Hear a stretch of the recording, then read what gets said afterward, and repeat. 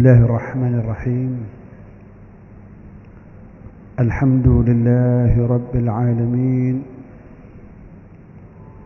وبه نستعين على أمور الدنيا والدين، والصلاة والسلام على أشرف الأنبياء والمرسلين سيدنا وحبيبنا وشفيعنا وقرة أعيننا محمد سيد الأولين والآخرين والمبعوث رحمة للعالمين، وعلى آله الطيبين الطاهرين، وعلى أصحابه الغر الميامين، وعلى التابعين ومن تبعهم بإحسان إلى يوم الدين. سبحانك لا علم لنا إلا ما علمتنا إنك أنت العليم الحكيم. رب اشرح لي صدري ويسر لي أمري واحلل عقدة من لساني يفقه قولي، وسدد لساني واهد قلبي بحق سيدنا ومولانا محمد والصحب والآل. وبالسند المتصل الإمام الحافظ أبي زكريا يحيى بن الشرف النووي رضي الله تعالى عنه ونفعنا به وبعلومه في الدارين آمين. Menyambung kaji kita akan hadis yang telah dihimpun oleh Al-Imam Nawawi dalam kitabnya Riyadhus Shalihin, dan masih menyambung hadis tentang Sayyidina Amr ibn al-As saat dibesuk oleh beberapa orang di akhir hayatnya, sakit yang membawa kepada kematiannya itu. Dia bercerita bagaimana tadinya dia membenci baginda Rasul sallallahu alaihi wasallam. Orang yang paling dibenci adalah Rasulullah. Begitu masuk Islam, orang yang paling dicintai adalah Rasulullah sallallahu alaihi wasallam. Melebihi kecintaannya kepada apapun dan kepada siapapun. Lalu dia bercerita, tatkala aku membaiat Rasul, dia ulurkan tangannya, tangan kanannya, dan tangan kananku menggenggam tangannya lama, sehingga Rasul sallallahu alaihi wasallam mengatakan, "Ada apa wahai Amr bin al-As?" Lalu Amr berkata, "Aku ingin satu persyaratan. Membaiat dirimu itu dengan satu syarat." Kata Nabi, "Katakan syaratnya apa?" Maka dia katakan,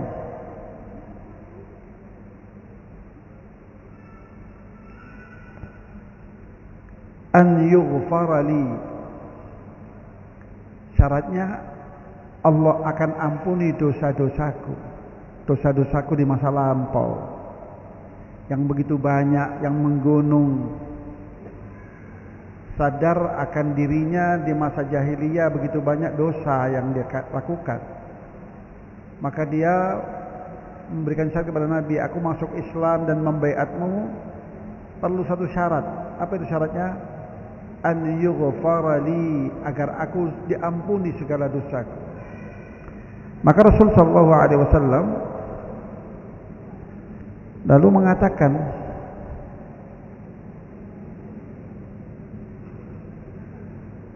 "Amma alimta anna al-Islam yahdimu ma kana qablah?" Tidakkah engkau mengetahui bahwa Islam itu saat non-muslim masuk Islam, maka keislamannya itu akan meluluh lantakkan seluruh dosa dan kesalahan. Dosa dan kesalahan di masa lampau, baik dosa besar maupun dosa kecil. Jadi keislaman seseorang itu akan menghapuskan dosa-dosa di masa lampau, baik kecil maupun besar, mutlak. Jadi orang yang baru masuk Islam itu bak manusia yang terlahir kembali, suci, bersih. Sebagaimana dikatakan kullu mauludin yuladu 'alal fitrah. Setiap bayi yang dilahirkan itu dilahirkan dalam keadaan suci, bersih. Seperti itulah orang yang non-muslim yang masuk ke dalam agama Islam. Islam akan membersihkannya dari dosa-dosa dan kesalahannya, baik dosa yang besar maupun dosa kecil.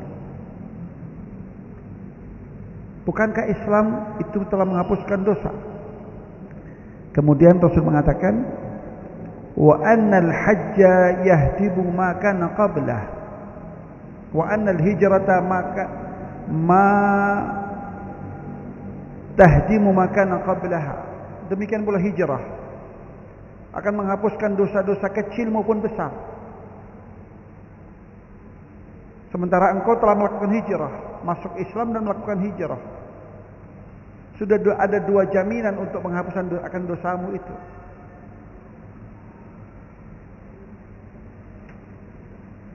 Kemudian wa annal hajja yahdimu ma kana qablah.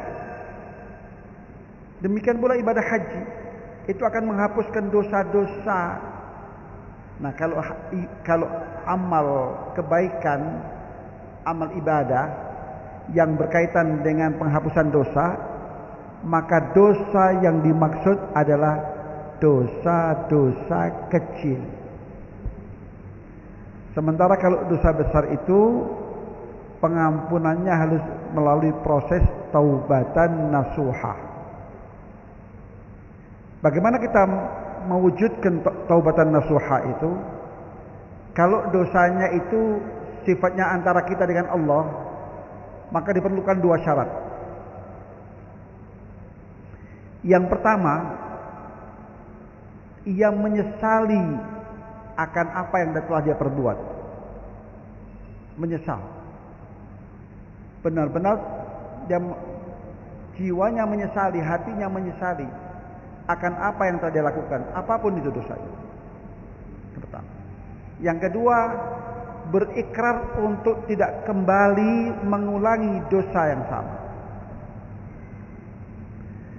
Jika dua persyaratan itu telah dipenuhi dan dosa itu berkait dengan Allah, antara hamba dengan Allah, misalnya seperti dosa minum minuman keras, dosa judi, mabuk, berzina.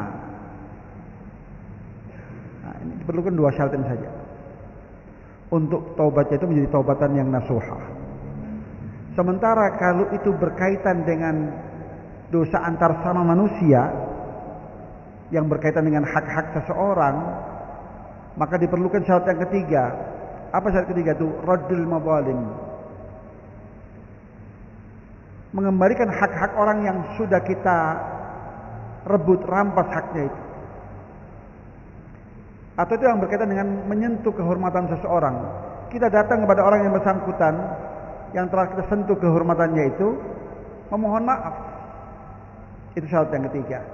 Kalau itu kita lakukan, maka taubat kita itu telah menjadi taubatan nasuha, taubatan yang serius, taubat yang akan diterima oleh Allah. Pintu taubat itu akan Allah buka. Kesempatan untuk bertaubat itu akan selalu Allah berikan kepada manusia selama nyawa sang manusia itu belum sampai di tenggorokan.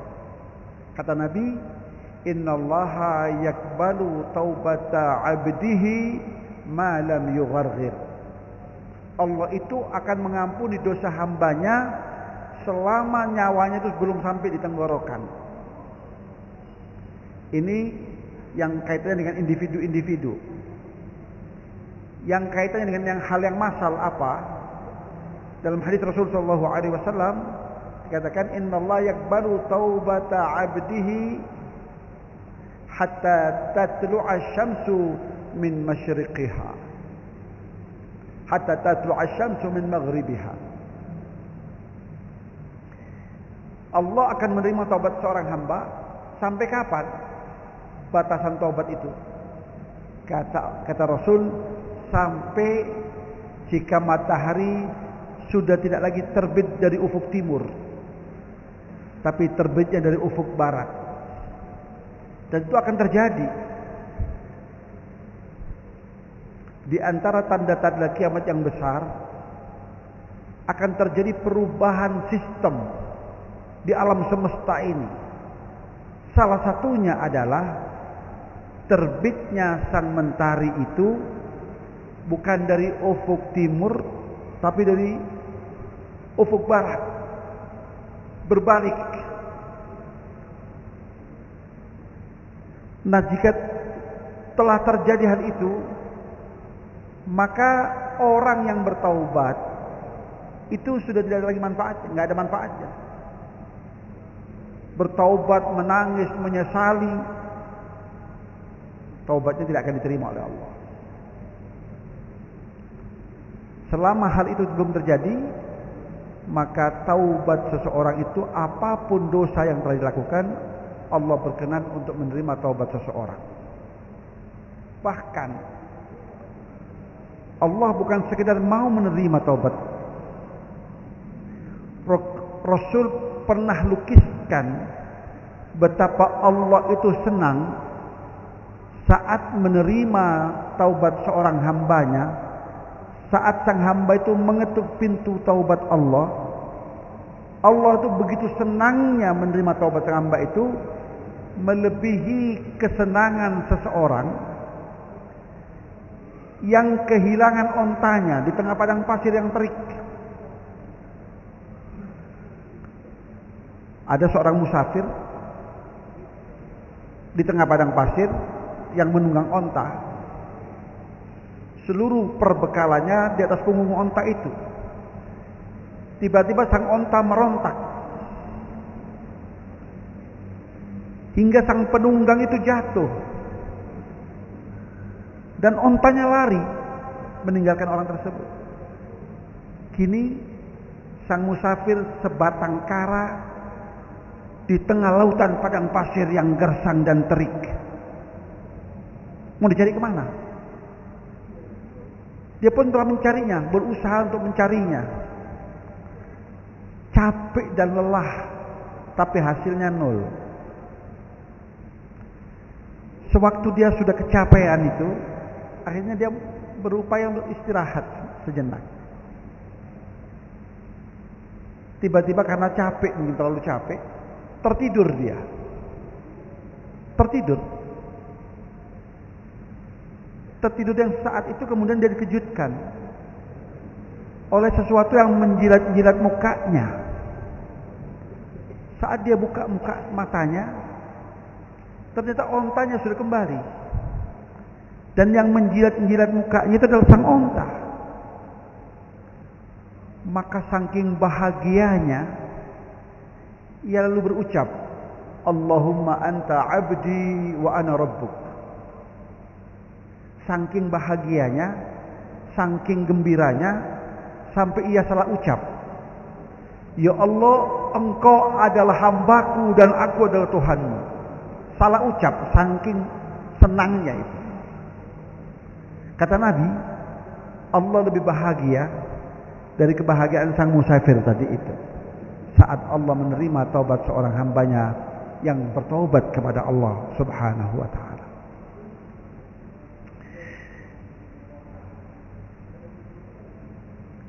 Maka haji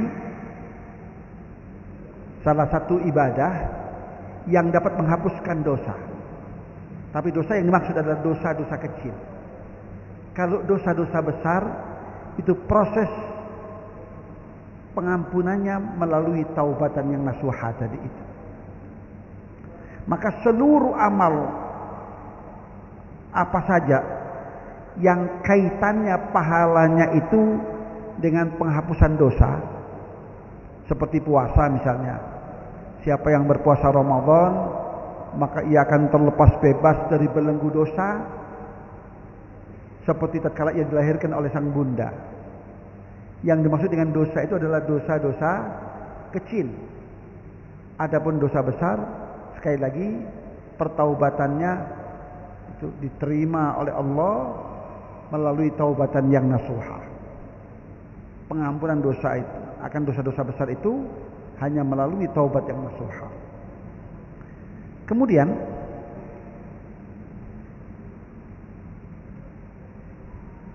setelah aku masuk Islam, wa ma kana ahadun ahabba ilayya min Rasulillah sallallahu alaihi wasallam. Begitu aku masuk Islam, aku hijrah, maka tidak ada manusia yang aku cintai di dunia ini melebihi baginda Rasul Muhammad sallallahu alaihi wasallam. Dan pada pertemuan kita minggu yang lalu saya katakan, cinta ini merupakan syarat mutlak akan kesempurnaan iman seseorang. Jadi keimanan kita itu belum lengkap, belum sempurna jika tidak melibatkan cinta Rasulullah SAW. Melalui ibadah formal saja, sholat, puasa, berzikir, ya. Tapi pada saat yang sama, hati seseorang yang melakukannya itu kering kerontang dari unsur kecintaan kepada Rasulullah, maka orang itu tidak akan pernah mencapai kesempurnaan iman.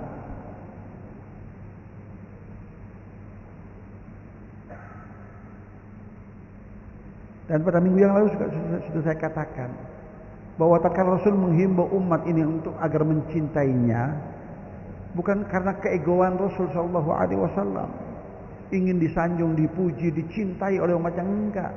Pada dasarnya Rasul tidak butuh cinta umat. Tapi kenapa Rasul sallallahu alaihi wasallam di banyak hadis mendorong umat agar mencintainya? Justru Rasul ingin memfasilitasi umat untuk menggapai kemuliaan di sisi Allah melalui jalur cinta Rasul. Dan ini hal yang paling mudah dibandingkan dengan ibadah-ibadah formal lainnya. Cinta Rasulullah. Nah, cinta itu wujud konkretnya seperti apa? Salah satunya adalah melestarikan sunnah Rasulullah SAW. Kenapa pakai baju putih? Karena aku cinta Rasul. Kenapa pakai kopiah warna putih? Karena aku cinta Rasul. Kenapa? Karena Rasulullah SAW menyukai busana yang berwarna putih. Kenapa engkau menggunakan siwak? Karena cinta Rasul. Kenapa? Karena Rasul menyukai siwak. Kenapa salat ba'diyah, qabliyah dan seterusnya? Karena aku cinta Rasul dan tidak meniru Rasul, karena Rasul melakukannya.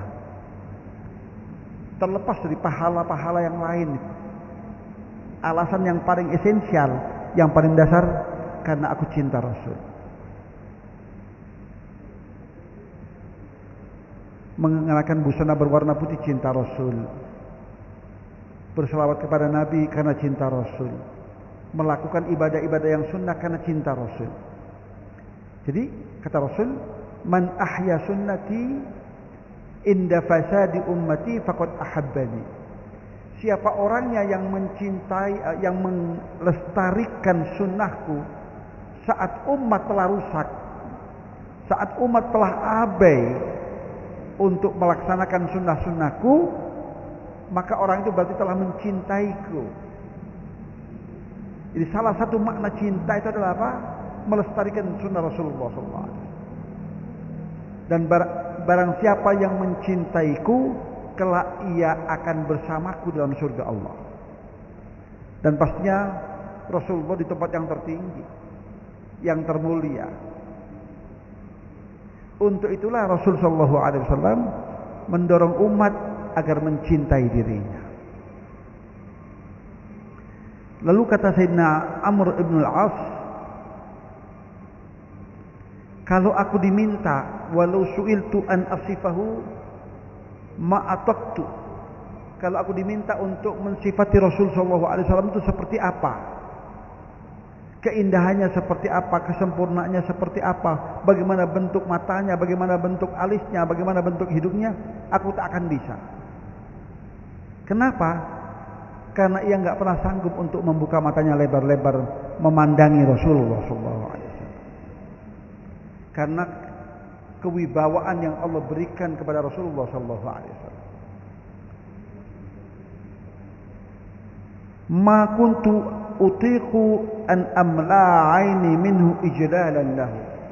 Karena aku tidak pernah membuka mataku lebar-lebar untuk memandangi baginda Rasulullah SAW. Kenapa? Karena kewibawaan yang beliau miliki itu.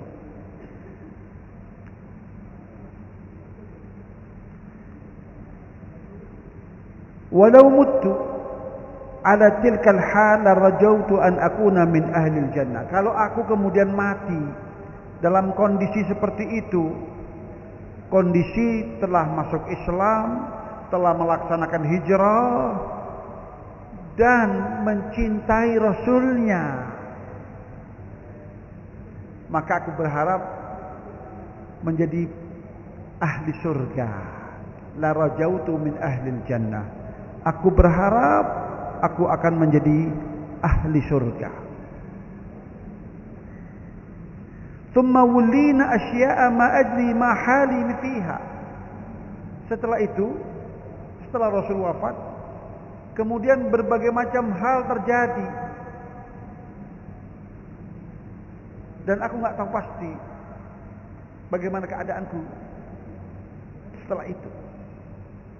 Berbagai macam fitnah terjadi, peperangan di antara para sahabat dan seterusnya dan seterusnya. Banyak hal yang terjadi.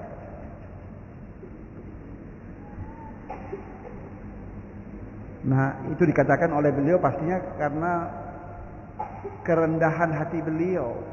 Padahal beliau itu adalah sahabat yang mulia, yang banyak jasanya dalam Islam, banyak jasanya untuk Islam. Ya, berperang bersama baginda Rasul, berjuang bersama baginda Rasulullah SAW. Lalu beliau katakan, "Faida ana muttu." Ini wasiat beliau kepada putranya.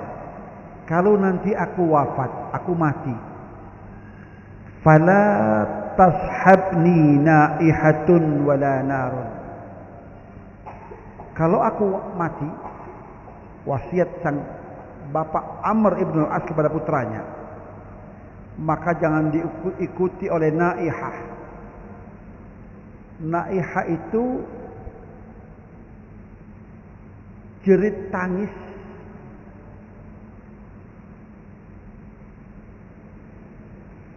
yang mengekspresikan apa itu? Histeris. Mengekspresikan rasa kesedihan yang berlebihan. Seakan tidak rela dengan qada dan qadar Allah. Itu dilarang dalam Islam. Menangis teriak-teriak. Jika seorang istri misalnya teriak-teriak, mengapa aku harus ditinggalkan oleh suamiku yang begitu aku cintai dan seterusnya dan seterusnya. Itu dilarang dalam agama. Menangis secara histeris itu dilarang. Menangis mengeluarkan suara yang keras itu dilarang. Itu termasuk bagian dari budaya jahiliyah. Maka jangan aku diikuti oleh naihah, suara tangisan.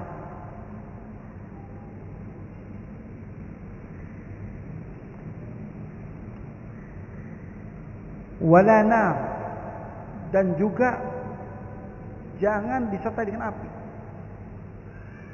Apapun bentuknya api itu, mau bara api, ya, atau obor, ya, itu nggak boleh. Terkecuali hal itu diperlukan. Misalnya sang mayat itu sudah mengeluarkan bau yang tak sedap, untuk menghilangkan kesan yang negatif pada masyarakat, lalu kita ambil apa itu, dupa, bara api dikasih dupa supaya apa itu menghilangkan bau yang tak sedap itu, boleh-boleh saja. Atau misalnya menguburkan di malam hari, sementara nggak ada penerangan di desa terpencil misalnya, lalu penerangannya pakai obor, ya nggak apa-apa itu. Tetapi kalau nggak ada tujuannya dan alasan yang mendasar, maka nggak boleh orang yang wafat itu disertakan api di sana. Tujuannya apa? Bahwa mayat ini tidak akan pernah berurusan dengan api dunia maupun api akhirat setelah kematiannya.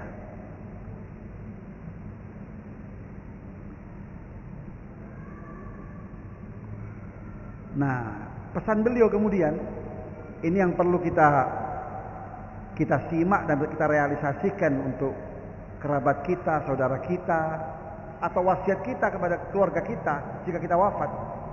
Kita pun akan wafat. Kullu nafsin dha'iqatul maut. Wal mautu alladhi tafirruna minhu fa innahu mulaqikum. Kalau engkau enggak lari dari kematian, kematian akan menjemputmu. Walau kuntum fi burujin musyayyadah. Meskipun engkau telah bersembunyi di benteng-benteng nan tinggi serta kokoh, kematian akan menjemputmu. Israel akan mendatangimu. Nah, kata beliau, fa idza dafantumuni, kalau kalian sudah menguburku, fashunnu alayya turab shanna, hendaknya engkau taburkan ke lubang kuburku itu tanah. Jadi sunnahnya begitu. Tanah itu apa itu dituangkan begitu, sedikit sampai penuh. Itu sunnahnya begitu.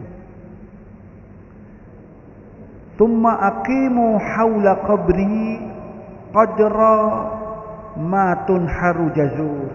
Kemudian diamlah. Nah, ini wasiat beliau yang ketiga.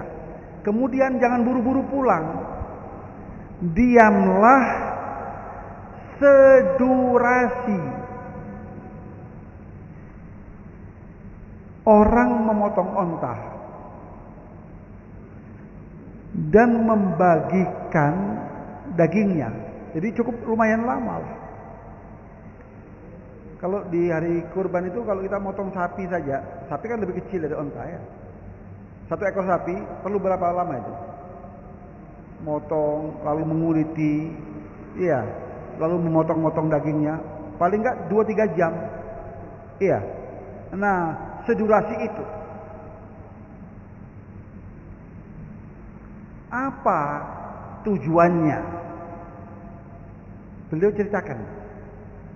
Lalu beliau jelaskan tujuannya itu. Kalian tinggal beberapa saat, jangan buru-buru pulang. Setelah kalian mengubur diriku dan jasadku telah tertanam di dalam tanah, maka jangan buru-buru pulang. Tunggu. Lalu beliau mengatakan, hatta asta'nisa bikum wa anduru ma uraji'u bihi rusula rabbi. Aku akan merasa nyaman dengan keberadaan kalian.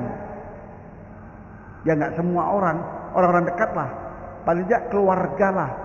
Kalau yang dikuburkan itu bapak, anak lah, saudara, anak, cucu, menantu misalnya, keluarga dekat. Hatta asta'nisa, karena aku akan merasa nyaman. Ingat, orang mati yang dalam kubur itu akan merasa nyaman karena keberadaan kita. Sampai aku menjawab pertanyaan-pertanyaan malaikat Mungkar dan Nakir itu. Nah, dari sinilah timbul kreasi ulama, bukan kreasi. Timbul kemudian apa yang harus dikemas dari doa-doa itu. Dan melalui hadis yang lain, Rasul mengatakan, is'alu lahu tasbit mohon kepada Allah pengukuhan hati. Untuk siapa itu? Saudara Anda yang baru saja Anda kubur itu. Kenapa begitu? Fa innahu al-ana yus'al, karena saat ini ia sedang ditanyai oleh malaikat Munkar dan Nakir. Dari sana kemudian ulama itu mengemas doa apa yang kemudian kita kenal dengan doa talqinul mayyit. Maka kita setelah membaca tahlil, kita talqinkan mayit itu. Yang artinya kurang lebih begini, kalau datang kepadamu makhluk dari makhluk Allah seperti dirimu, yaitu Munkar dan Nakir, lalu menanyakanmu, keduanya menanyakan pada dirimu, siapa Tuhanmu, siapa nabimu, apa kiblatmu, maka jawablah, jangan ragu-ragu, dengan bahasa yang gamblang dan terang. Allah adalah Rabbku, Muhammad adalah nabiku, Quran adalah imamku, dan seterusnya. Paham ya? Nah, jadi bukan tanpa dasar. Dan yang lebih penting lagi adalah bahwa begitu manusia itu mati, bukan lalu kemudian putus segala-galanya. Paham ya? Yang hidup ini masih bisa melakukan sesuatu yang bermanfaat untuk yang mati. Hingga Rasul Shallallahu Alaihi Wasallam bertutur sabda, al-mayyitu fi qabrihi kal ghariq yantadhiru da'wata akhi. Mayit yang di dalam kuburnya itu seperti manusia yang sedang hendak tenggelam. Ya, apa itu? Dia berenang tapi timbul tenggelam, timbul tenggelam. Iya. Lalu dia mengatakan SOS. Iya. SOS. Iya. Kita lalu apa itu? Mengulurkan tangan. Yantadidu da'wata akhi. Uluran tangan kita itulah doa kita. Doa kita itu seperti kita mengulurkan tangan untuk menyelamatkannya. Yantadidu da'wata akhi, ia menunggu doa saudaranya. Paham ya? Oleh karena itu, kalau doa kita itu merupakan hal yang sia-sia, seperti yang dipahami oleh sebagian dari saudara kita, niscaya Allah tidak akan abadikan hal itu dalam Al-Quran. Allah berfirman, "Walladzina ja'u min ba'dihim yaquluna Rabbana ighfir lana wa li ikhwanina alladzina sabaquna bil iman." Ya Allah, ampunilah kami dari dosa-dosa kami dan saudara-saudara kami yang telah mendahului kami ke alam kubur. Sabakuna, yang telah mendahului kami ke alam baqa, ke alam barzakh, ke alam kubur, dengan membawa keimanan. Itu syaratnya. Dengan membawa keimanan, itu yang jalur yang menghubungkan kita dengan mereka. Sabakuna bil iman, yang telah mendahului kami ke alam barzakh, ke alam kubur, dengan membawa bekal keimanan. Keimanan itulah yang link yang menghubungkan kita dengan mereka.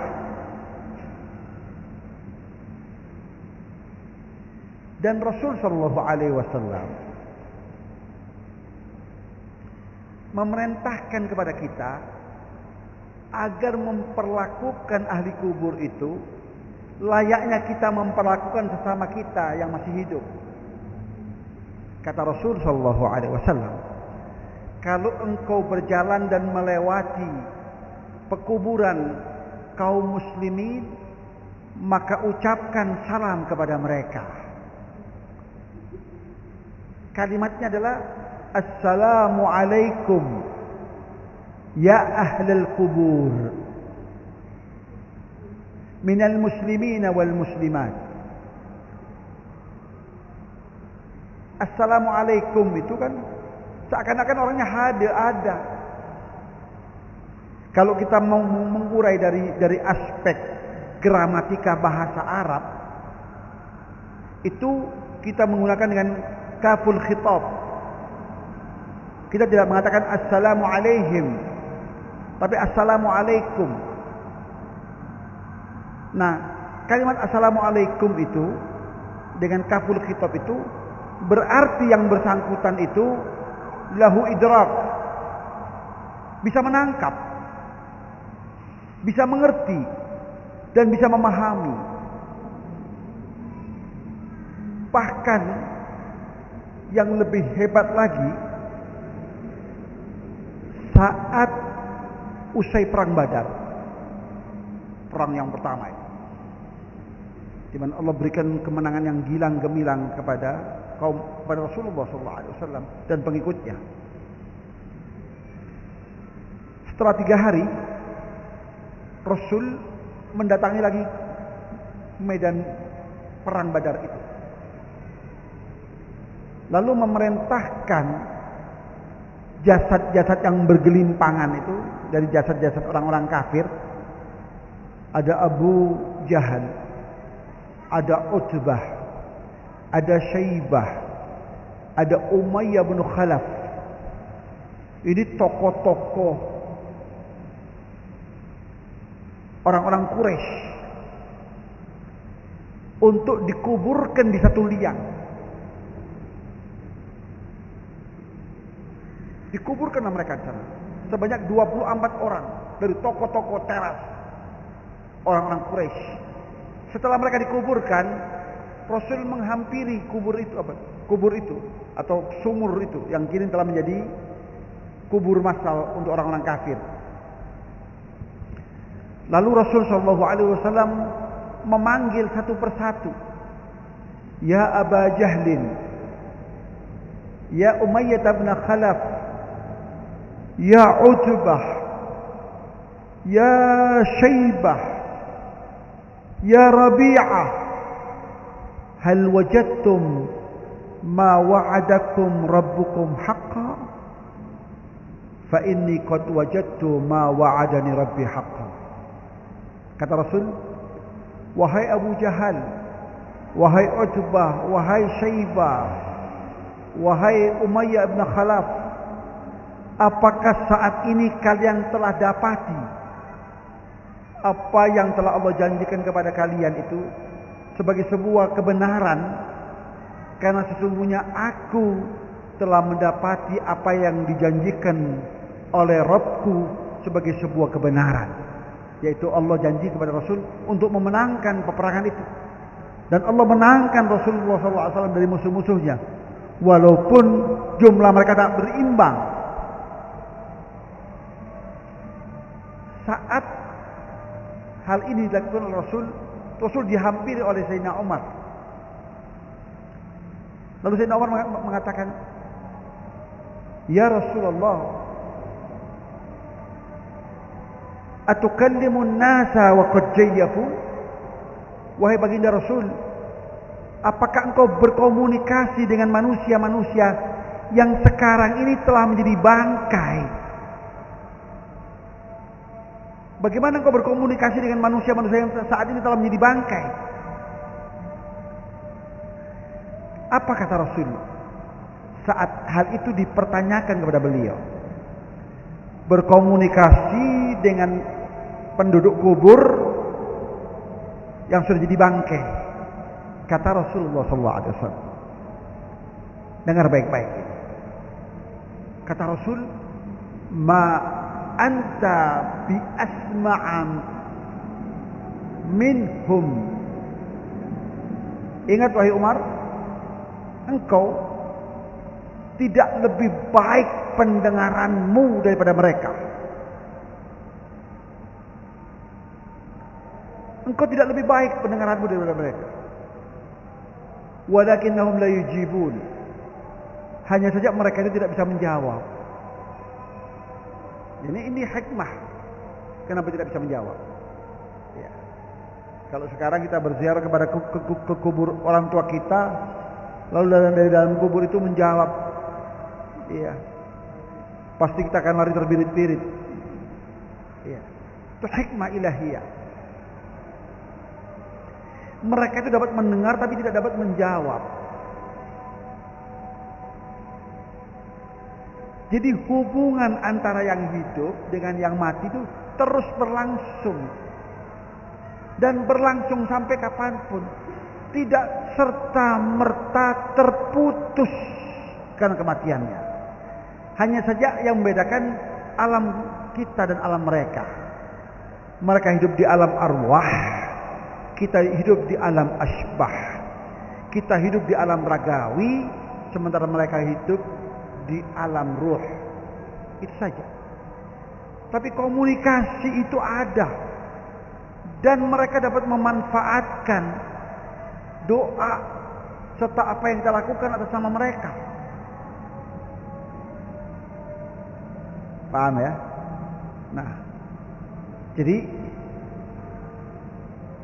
salahlah kalau kita mengatakan setelah orang itu mati lalu terputus. Yang ada hanya 3 saja. Apa itu? Shadaqatun jariyah, ilmu yang bermanfaat, atau anak soleh. Sekali lagi, Rasul mengatakan 3 itu bukan terbatas pada 3 itu. Jadi sebutan angka 3 itu bukan dimaksud oleh Rasul, ya hanya terbatas pada 3 itu. Tapi banyak hal. Bahkan dalam Al-Quran,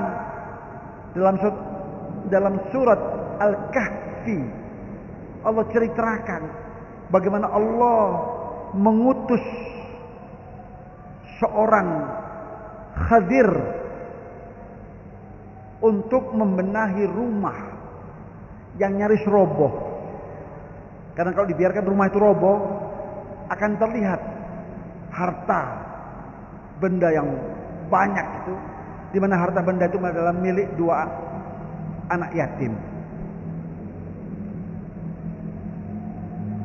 Pertanyaannya, kenapa Allah begitu perhatian terhadap 2 anak yatim itu?